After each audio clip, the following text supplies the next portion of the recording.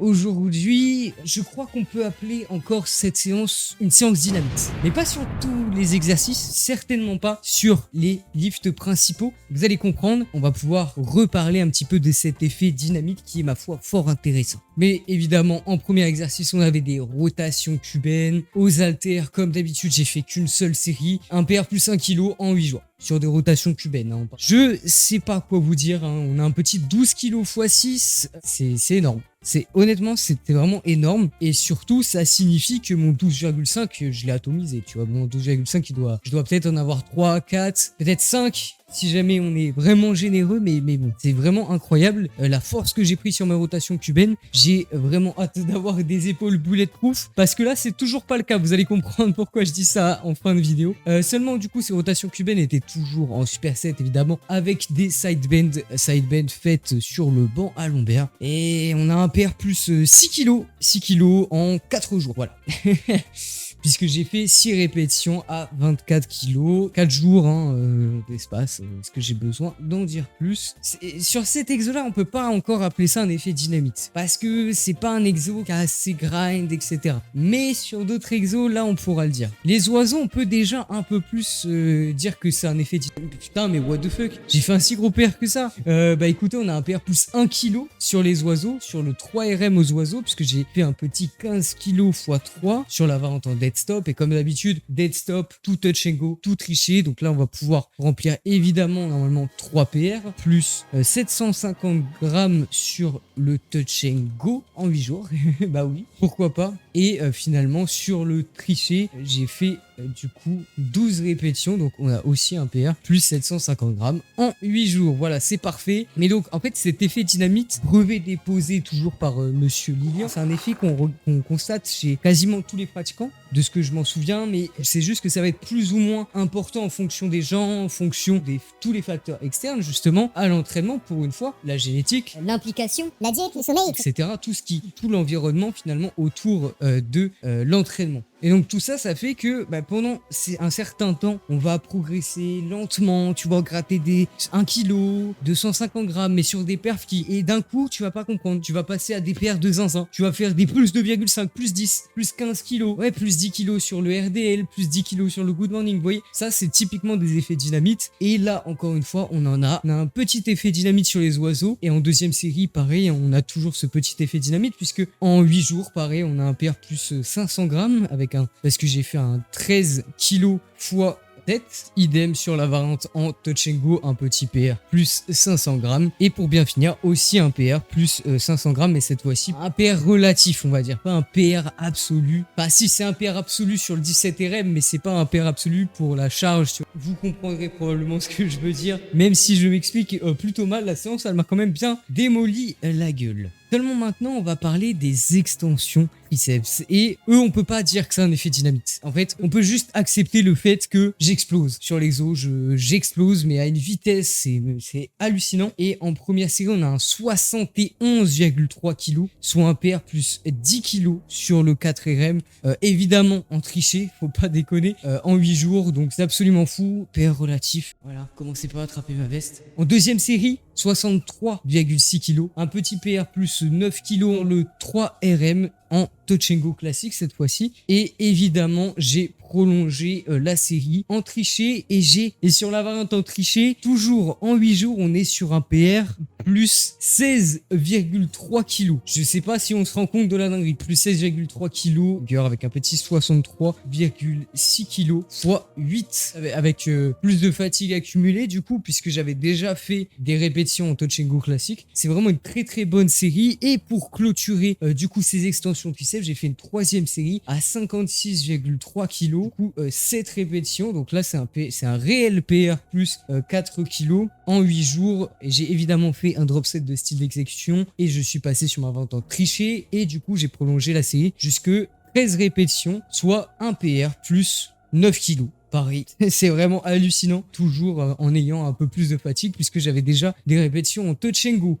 Quand je vous ai dit que les extensions triceps, c'était incroyable ce qui se passait, je pense ne pas avoir menti. Et maintenant, on va parler du curl, enfin de mes 2 exercices de curl qui sont typiquement ça a été, au-delà d'un effet dynamite, c'était une bombe à retardement, mec. C'était sûr et certain que j'allais péter. Mais à ce point, c'est incroyable. Même moi, j'étais choqué. Puisqu'en première série, on a un PR plus 1,25 kg sur le 6RM en 8 jours. Voilà, puisque j'ai fait un petit 19,5 kg x 6 du côté droit et x 4 du côté gauche. En fait, le 18,25, c'était déjà un PR de fou il y a 8 jours. Donc là, je refais un PR de fou sur ce PR de fou. C'est absolument incroyable. Je peux l'accorder que ça paraît pas très impressionnant de rajouter 1 kg, etc. Faut bien comprendre que ce sont des curls, tu vois, 20 kg. Si tu rajoutes 1 kg sur 20 kg, ben c'est l'équivalent de passer de 200 à 210 kg sur un deadlift, tu vois. Donc c'est gigantesque. Et du coup, je me suis dit, bon, je vais pouvoir retenter mon 1RM. Je vais mettre 20,25 et je vais taper mon 1RM. Non, j'ai fait un PR plus 1,25 kg sur le 19 kg de la semaine dernière, puisque j'ai fait 20,25 kg fois 4 et j'ai fait 3 répétitions de l'autre bras. Donc là, ça démolit mes 1RM, ça démolit mes trés barres et French. Et la prochaine fois que j'en fais, j'aurai 20,5, 20,75, 21 kilos à aller chercher. Probablement, mais wow, j'étais vraiment choqué de la puissance de mes bras aujourd'hui. Alors peut-être que c'est parce que j'ai accumulé moins de fatigue de mes exercices polyarticulaires, c'est possible, mais surtout du coup en voyant que j'avais extrêmement bien performé sur le curl incliné, je me suis dit vas-y, je fais que 2 séries au lieu de 3 comme ce que j'aurais voulu faire, et ensuite je vais dégommer mon putain de curl pupitre. Et le putain de curl pupitre, il a été démoli, ok? Parce que un putain de curl pupitre, on a en première série un PR 7,75 kg en 8 jours, pareil, avec un petit 30,25 kg x 4. Mais surtout en deuxième série, on a un PR plus 5 kg sur le 3RM de la semaine dernière, du coup, d'il y a 8 jours, puisque j'ai fait 32,5 kg x 3. Et en fait, encore une fois, vous allez me dire, mais c'est pas dingo, je n'arrivais pas à faire une seule répétition la semaine dernière. J'arrivais pas à faire une seule rep la semaine dernière. Je remets 32,5, je la triple. Au passage, ça y est, je suis officiellement devenu plus fort sur mon posé que sur mon touch and go, puisque j'ai battu une performance, du coup, juste ici. Donc, on va pouvoir bientôt repasser en touch and go. Mais là déjà, c'était incroyable. En dernière série, un véritable PR plus 2,5 kg sur le 10RM parce que j'ai fait un 25 kg x 10. Et ça conclut extrêmement bien mes curls, enfin mes bras au complet qui sont monstrueux. En fait, ça a pété, je sais pas quoi vous dire. Mais maintenant, on va parler d'exercices, à ma foi, un petit peu plus compliqués, quoi. Bon, l'OHP, ça a été, tu vois. De base, je voulais faire mon 1RM en touch and go. Je me suis ravisé en voyant à quel point j'avais du mal. Les mecs, c'était vraiment extrêmement dur. J'avais vraiment pas de force du tout sur l'OHP. Donc, je me suis dit, bon, je vais aller chercher un PR simple en partiel haut dead rep, du coup. Et j'ai mis 56 kg. Et à 56 kg, j'ai fait un petit PR plus 1 kg tranquillement en 8 jours. Bon, rien d'exceptionnel. Là, pour le coup, c'est pas un exo sur lequel j'ai perf de fou. En deuxième série, j'ai mis 46 kg et à 46 kg, j'ai tout juste PR en faisant 8 répétitions en touch and go classique. Donc là, vraiment pas très en forme sur l'OHP. Bon, écoutez, c'est pas très grave, on peut pas être fort partout, mais j'avoue que quand j'ai enchaîné dips, pull-up, OHP qui ont été des exercices, bon, encore une fois, j'abuse en disant mouais. En vérité, je perds, donc je peux pas dire que c'est des mouais, tu vois, parce que t'as des gens qui progressent pas du tout. Mais bon, ça fait chier. C'est pas les perfs folles que j'avais en tête, mais c'est pas grave, ça sera pour le prochain cycle, ou pour celui d'après, ou pour le jour où justement j'aurai un effet dynamite sur l'OHP, ou non d'ailleurs, mais tant que je progresse, c'est pas très grave. Seulement maintenant, on va parler des tractions, les pull-up, pull-up. Et encore une fois, il y a un petit truc qui m'a chiffonné. On a d'excellents PR, hein. Oui, un excellent PR. Mais en première série, j'ai tenté mon RM. J'espère que je vais monter un petit peu la pression. J'ai mis 40 kilos. 40 kilos en sachant que ma meilleure performance c'était un 37,5 kilos en traction du coup de street. Donc je tente la 40 kilos.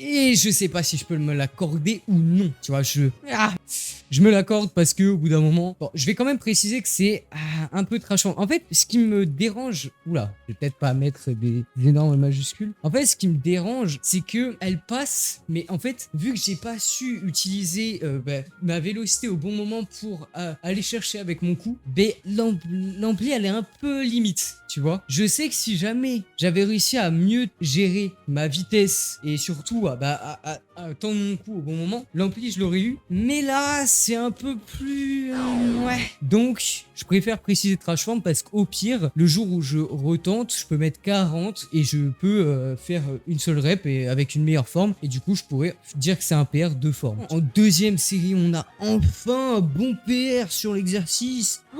Maman, parce qu'on a un PR plus 3,5 kg. Oui, vous avez bien entendu, sur une perf qui date de mars. c'est un PR quand même. Et j'ai fait un 31 kg x 3 du coup. Et enfin, on peut déloger, remettre un petit peu de vide dans ce tableau. Mais waouh, très très compliqué de faire bouger ce tableau. Et finalement, j'ai fait une dernière série à 21 kg. Et à 21 kg, j'ai fait un PR plus 500 grammes de justesse. Mais bon, après, PR plus 500 grammes en 4 jours. Il faut aussi remettre les choses dans leur contexte. Ça prend son temps, mais ça monte. Donc ça, c'est déjà parfait. Mais j'aimerais bien que ça monte un petit peu plus. Surtout que là, on a quand même des perfs qui sont pas très cohérentes. Genre 26,25, 21. Ici, 20, 14. Même le 40-31, il me paraît un peu bizarre. Mais bon. Seulement maintenant, on va parler des dips. Et les dips, c'est aussi tenter mon 1RM. J'espère que la hype, j'arrive à la faire un peu monter. J'ai tenté mon 1RM parce que je commence à en avoir marre que mon 1RM ne bouge pas, tu vois. Donc là, je me suis mis face au mur. Et j'aurais pas dû. Pas si, pas non. Parce qu'en fait, j'avais une petite gêne à l'épaule. Donc, pour expliquer ce qui s'est passé. J'arrive à la salle, je me sens plutôt bien, tu vois, j'ai bien dormi, j'ai bien mangé, enfin bien mangé. Bref, j'arrive à la salle, je suis plutôt bien, je fais mes warm-up, etc. Je suis la première barre avec du lest. Je sens mon épaule, elle est bizarre. Enfin, mon tendon au niveau du pec, là, il est bizarre. Je me dis, oh non. Parce que dans mes plans, je voulais tenter une 70 kilos, tu vois. Et en fait, j'échauffe. J'arrive sur 55 kilos. Et en fait, le truc, c'est que quand je vais sur la barre, tu vois, j'ai aucun problème. Je me sens très à l'aise, j'ai pas de mal, j'ai pas de douleur ou quoi. Donc, je me dis, ça passe. Donc, j'ai mis 63,5 kilos pour faire un PR 500 grammes. Et c'est passé. Enfin, on a délogé une petite perf sur le touch and go, du coup, parce que c'était pas du posé non plus. Mais enfin, on peut ajouter ce PR crew. Ça date de mars, putain de merde. 7 mois pour ajouter 500 grammes sur mes dips. Il faudrait que j'en fasse un peu plus souvent. Non, mais en même temps, j'ai pas beaucoup travaillé l'angle articulaire en vrai. J'ai dû faire 2 cycles, donc forcément, il a un petit peu de mal à prendre quand même. Surtout que mon bench weight grip a en vrai pas beaucoup de transfert dessus. Je m'attends à mieux quand même. Et je pense que je vais finir par péter au dips. Je sais pas, je sens un truc se préparer en moi. Tu vois, je sens que les adaptations, elles arrivent, tu vois. Mais je vais arrêter le cycle là. Genre, j'ai fini mon cycle, donc en deuxième série, du coup, je suis passé sur ma variante en partiel haut dead rep et en partiel haut dead rep en 8 jours. Un PR plus 5 kg, puisque j'ai fait passer mon 50 kg x 5 à un 55 kg x 5. En fait, c'est ce genre de perf qui me dit que il se prépare un truc en moi, tu vois. Il va se passer un truc. C'est pas possible autrement. Je refuse de croire que je suis pas en train de créer des adaptations de zinzin, tu vois. Mais bref, après ces 2 séries, mon épaule, elle était vraiment bizarre. Elle était vraiment louche. Donc je me suis dit, bon, on va pas prendre plus de risques. On va pas faire d'autres séries, etc. Et on va juste faire un petit max hold bas. Mais pas un max hold bas, du coup, en lourd, mais bel et bien en volume. Tout simplement pour essayer d'apporter du sang, de la congestion, pour finalement essayer d'aider la zone à se reconstruire, à se réparer, etc. Même si je suis en séance force, je me sentais absolument pas de faire un hold à 50 kg, etc. Donc j'ai préféré faire un hold au PDC. J'ai tenu 1 minute au PDC. Donc voilà, j'ai envie de vous dire, c'est nickel. Ça me fait une prise de données en hold. Il n'y a pas besoin d'aller chercher plus loin. C'est pas grave. Je voulais quand même faire ce hold pour apporter un peu de congestion et aider au maximum la zone pour pouvoir, au prochain cycle, enfin abattre ces 70 kilos.